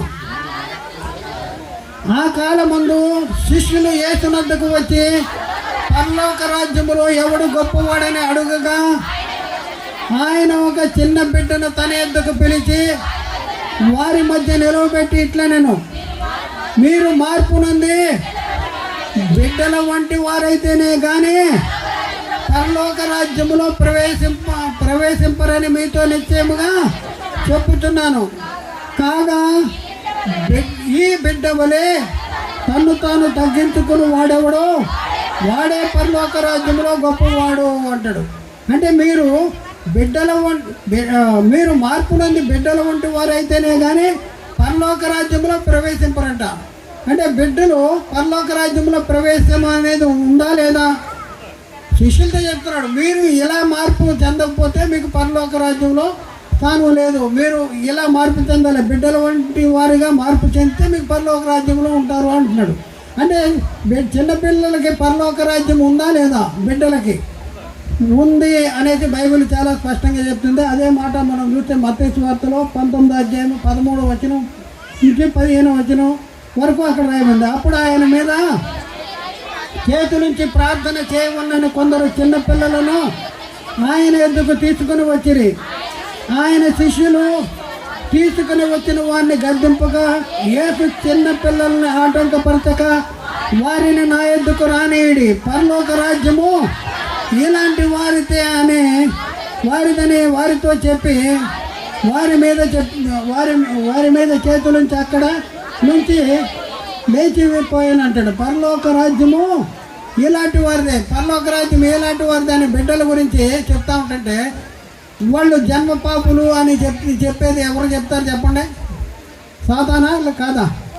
చిన్న బిడ్డలు ఇలాంటి వారిదే పరలోకం అని యేసుక్రీస్తు చెప్తుంటే వీళ్ళు పాపులు, వీళ్ళు జన్మ పాపులు అని చెప్పేది ఎవరంటే సైతానా కాదా? ఒకసారి ఆలోచించండి. వీళ్ళు పాపులు అని చెప్పాలి కదా యేసుక్రీస్తు, వీళ్ళకి పరలోకం లేదని చెప్పాలి కదా. ఏం చెప్తున్నాడు? ఇలాంటి వారిదే పరలోక రాజ్యం అని చెప్తుంటే యేసుక్రీస్తు చెప్పిన దానికే అంటే లేఖనాలకి విరుద్ధంగా మన బోధించి మన నిత్య నరకానికి తీసుకువెళ్ళే పరిస్థితి ఎవరు చేస్తున్నారంటే సాతాను చేస్తూ ఉన్నాడు. ఆలోచించండి. మనిషి జన్మతః పాపి కాదు అని బైబిల్ చెప్తుంటే మనిషి జన్మతః పాపి అని చెప్పడానికి లేఖనాల్ని మార్చేసి మరి మనల్ని విశ్వాసము నుండి తొలగించేటటువంటి పరిస్థితి ఉంది. తస్మాత్ జాగ్రత్త. ఒకసారి ఆలోచించండి సంగమా, ఒకసారి ఆలోచించుకోవాల్సిన అవసరం ఉంది. పాపము లేని గుడ్డివారు బైబిల్లో గుడ్డివారికి పాపము లేదు అనేసి బైబిల్ చెప్తా ఉంది. చూద్దాం చూడండి. ఎక్కడంటే యోహాను సువార్త 9వ అధ్యాయం 1 నుంచి 3 వచనాలు. యోహాను సువార్త 9వ అధ్యాయం 1 నుంచి 3. ఆయన మార్గమున పోతుండగా గుడ్డి అయిన ఒక మనుష్యుడు కనపడెను. ఆయన శిష్యులు, బోధకుడా, వీడు గుడ్డివాడే పుట్టుటకు ఎవడు పాపము చేశానో వీని కన్నవారా అని ఆయన్ని అడిగాను. యేసు, వీడైనను వీని కన్నవారైనను పాపము చేయలేదు, కానీ దేవుని క్రియలు వీని యందు ప్రత్యక్షపరచబడుటకే వీడు గుడ్డివాడిగా పుట్టాను. ఇక్కడ యేసుక్రీస్తు ఏం చెప్తున్నారు? వీడు పాపం చేయలేదు, వీడి కన్నవారు కూడా పాపము చేయలేదు. పాపము చేయనటువంటి వారు ఎవరు అంటే ఇక్కడ గుడ్డివాడి గురించి ఏం చెప్తున్నాడు? గుడ్డివాడు పాపము చేయలేదు, పాపము చేయని గుడ్డివాడు. ఇంకా మనం చూద్దామండి. యోహాను సువార్త 9వ అధ్యాయం 39 నుంచి 41 వచనం. అప్పుడు యేసు, చూడని వారు చూడవలను, చూచి వారు గుడ్డివారు కావాలను అను తీర్పు నిమిత్తము నేను ఈ లోకమునకు వచ్చి తినే అని చెప్పాను. ఆయన యొద్దనున్న పరిచయంలో కొందరు ఈ మాట విని, మేమును గుడ్డివారమా అనేను. చూడండి, యేసుక్రీస్తు ఏం చెప్తున్నాడు? అందుకు యేసు, మీరు గుడ్డివారైతే మీకు పాపము లేకపోవును, కానీ చూచుతున్నామని మీరు ఇప్పుడు చెప్పుతున్నారు కనుక మీ పాపమును నిలిచి ఉన్నదని చెప్పాను. ఏం చెప్తున్నానండి 41వ వచనంలో? అందుకు యేసు, మీరు గుడ్డివారైతే పాపము లేకపోను. గుడ్డివారికి పాపం ఉంటుందంటే పాపం ఉండదు. గుడ్డివారు పాపము లేని గుడ్డివాడు యేసుక్రీస్తు చెప్తున్నాడు పాపం. అందుకు యేసు, మీరు గుడ్డివారైతే పాపము లేకపోను అంటున్నాడు. కాబట్టి పాపము లేని గుడ్డివారు కూడా పాపము ఉండదు అని చెప్తున్నాడు. అలాగే ప్రియులరా, మనం ఒకసారి ఆలోచన చేస్తే దావీదు దావీదుకి ఉరియా భార్యకి పుట్టినటువంటి బిడ్డను దేవుడు మొత్తాడా? ఏమయ్యాడు చూద్దాం చూడండి. సమయాలు గ్రంథము 2వ సమయాలు గ్రంథము 12వ అధ్యాయము 6, 16, 23, 16 నుంచి 23, 16 నుంచి సమయాలు 2వ సమయాలు 12వ అధ్యాయము 16 నుంచి 23. యెహోవా ఉరియా భార్య దావీదుకు కనిన బిడ్డను మొత్తినందున అది బహు జబ్బుపడెను. దావీదు ఉపవాసం ఉండి లోపలికి పోయి రాత్రంతయు నేలపడి ఉండి బిడ్డ కొరకు దేవుని బతిమాలగా ఇంటిలో ఎన్నికైన వారు లేచి అతనిని నేల నుండి లేవనెత్తుటకు వచ్చిరి, కానీ అతడు సమ్మతింపక వారితో కూడా భోజనము చేయక ఉండెను. 18వ వచనం. 7వ దినమున బిడ్డ చావగా బిడ్డ ప్రాణముతో ఉండగా మేము అతనితో మాట్లాడినప్పుడు అతడు ఆ మాట వెనక ఉండెను. ఇప్పుడు బిడ్డ చచ్చిపోయినని మనము అతనితో చెప్పిన ఎడల తనకు తాను హాని చేసుకుందేమో అని దావీదు సేవకులు బిడ్డ చనిపోయిందనే సంగతిని అతనితో వెరచిరి. అయితే దావీదు తన సేవకులు గుసగుసలాడుట చూసి బిడ్డ చనిపోయిననే సంగతిని గ్రహించి బిడ్డ చనిపోయినదా అని తన సేవకులను అడుగ్గా వారు చనిపోయిననిరి. అప్పుడు దావీదు నేల నుండి లేచి స్నానము చేసి తైలము పూసుకొని వేరు వస్త్రములు ధరించి యెహోవా మందిరములోనికి ప్రవేశించి మొక్కి తన ఇంటికి తిరిగి వచ్చి భోజనము తెమ్మనగా వారు వడ్డించిరి. అప్పుడు అతడు భోజనము చేసెను. అతని సేవకులు బిడ్డ జీవంతో ఉండగా ఉపవాసం ఉండి దాని కొరకు ఏడ్చుతుంటివి, కానీ అది మరణించినప్పుడు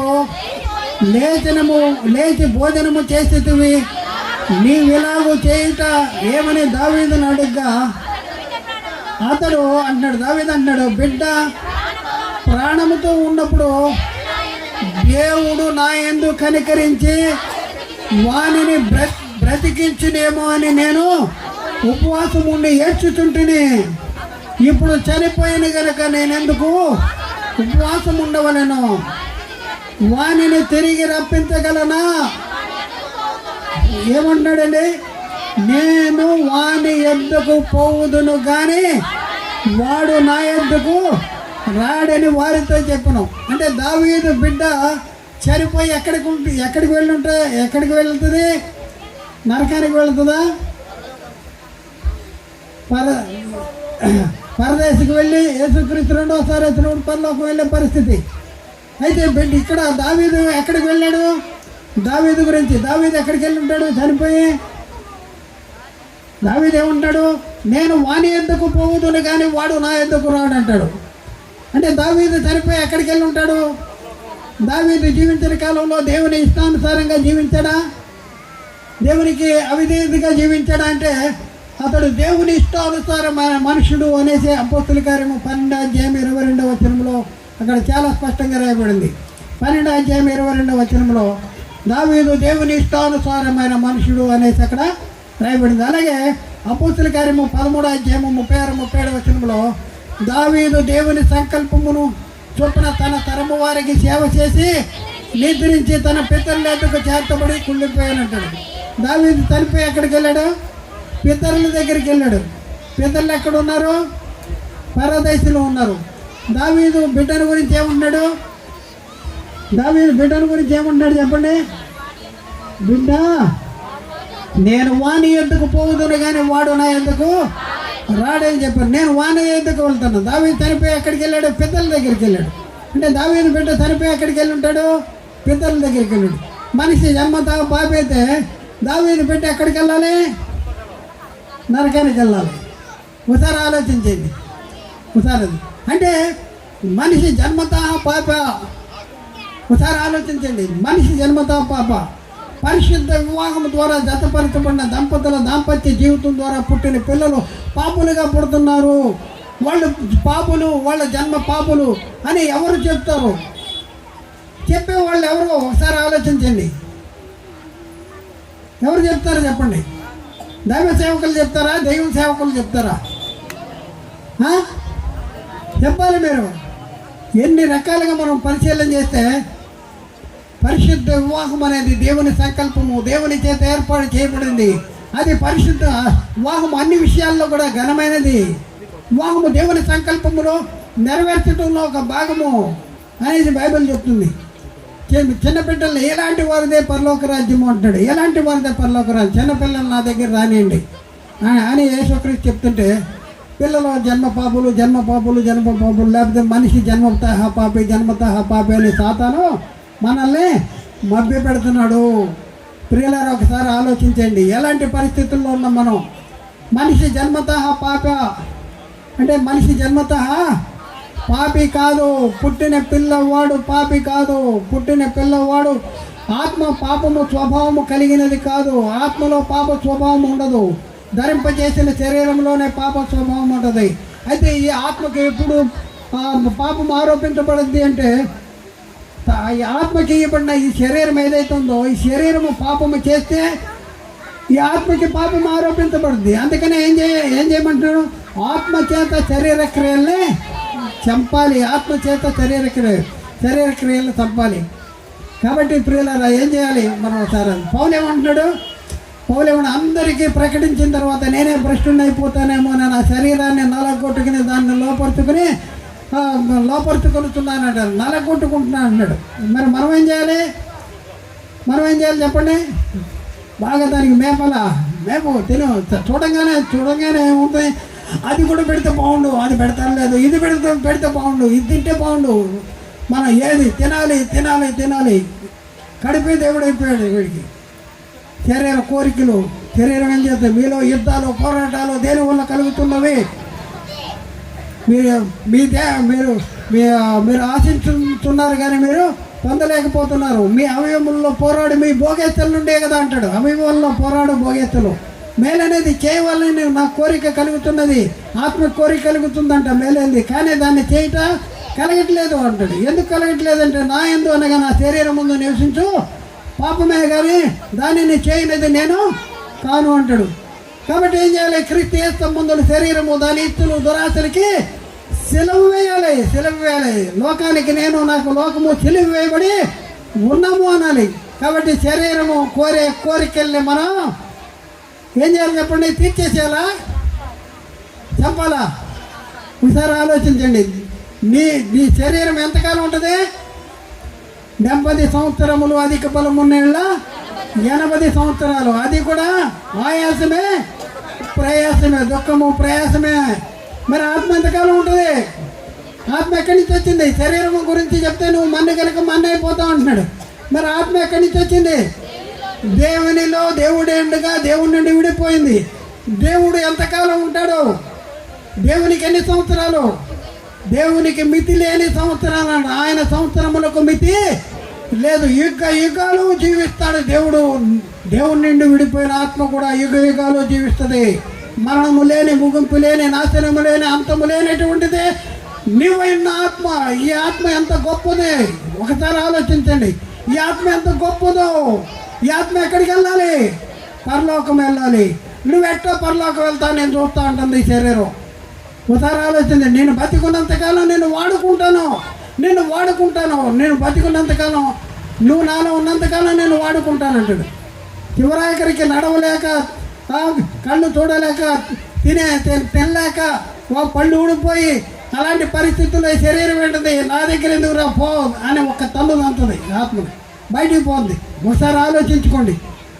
ఈ శరీరం కోరికల్ని మనం తీర్చుకుంటానికైనా మనకి దేవుడు శరీరాన్ని ఇచ్చాడా? లేకపోతే ఈ శరీరాన్ని దేవుని పని ఉపయోగించడానికి దేవుడు మనకి శరీరాన్ని ఇచ్చాడా?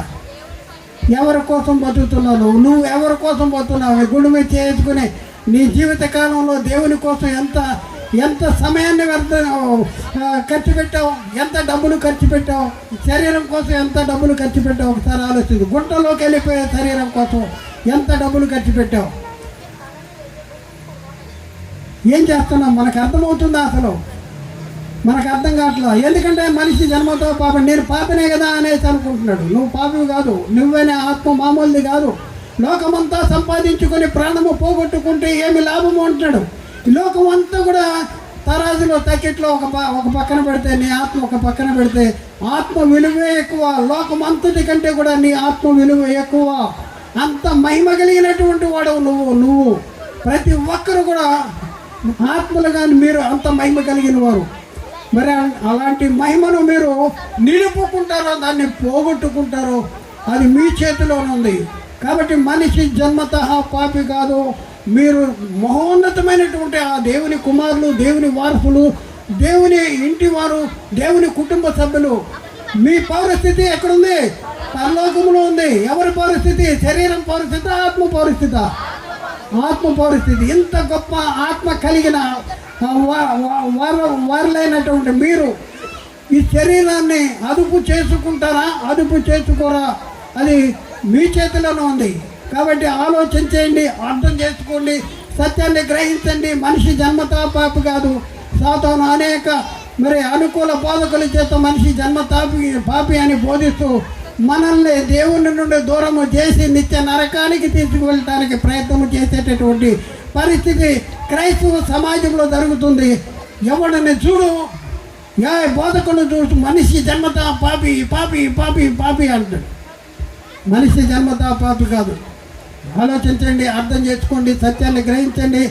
రేపటి దినాన ఇంకా అద్భుతమైన సంగతి మనం నేర్చుకుందాం. బాల్య పాపం ఉన్నదా? బైబిల్లో బాల్య పాపం ఉందని ఉంది. బాల్య పాపం ఉంటుందా? ఇప్పటికే మనకు తెలిసిపోయింది బాల్య పాపం ఉన్నదని. ఇంకా చాలా సంగతులు మనం నేర్చుకుందాం. దేవుడు మాట్లాడిన ప్రతి మాట ప్రతి ఒక్క హృదయంలో నీరు కట్టి ఫలింపు చేయను కాక. ఆమేన్. అందరికీ వందనాలు, దేవునికి స్తోత్రాలు.